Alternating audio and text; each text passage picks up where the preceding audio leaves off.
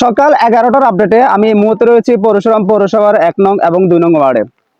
আপনারা আমার পেছনে দেখতে পাচ্ছেন বন্যার পানিতে প্লাবিত 1 নং 2 নং ওয়ার্ডের দুবলাচাঁদ, বাউরপাথর, বাউরখুমা, খন্দকিয়া, বিলোনিয়া, তালুকপাড়া সহ এবং আশ্রম প্রকল্প সহ সম্পূর্ণ অঞ্চল জুড়ে বন্যার পানিতে প্লাবিত। এই বন্যাতে অনেকেই ক্ষতিগ্রস্ত হয়েছেন অসহায় মানুষ এবং মৎস্য খামারি, কৃষি খামারি সহ অনেকেই এই বন্যার পানিতে ক্ষতিগ্রস্ত হয়েছেন।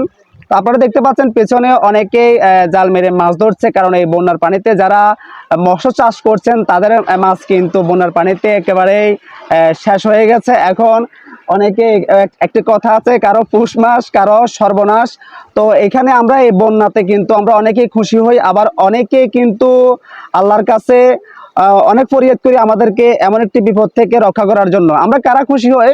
যারা মনে করেন যে লুটপাটে আমরা ব্যস্ত, যারা গরিবের হক মেরে দেওয়া নিয়ে ব্যস্ত, তারপর এই বন্যার নাম নিয়ে কোটি কোটি টাকা অনুদানের আদায় নিয়ে ব্যস্ত, অথচ সেই অসহায় মানুষগুলোর কাছে একটা সময় দেখবেন যে একটা টাকাও অনুদান পৌঁছায়নি। তো যাই হোক, ওদিকে যাচ্ছি না।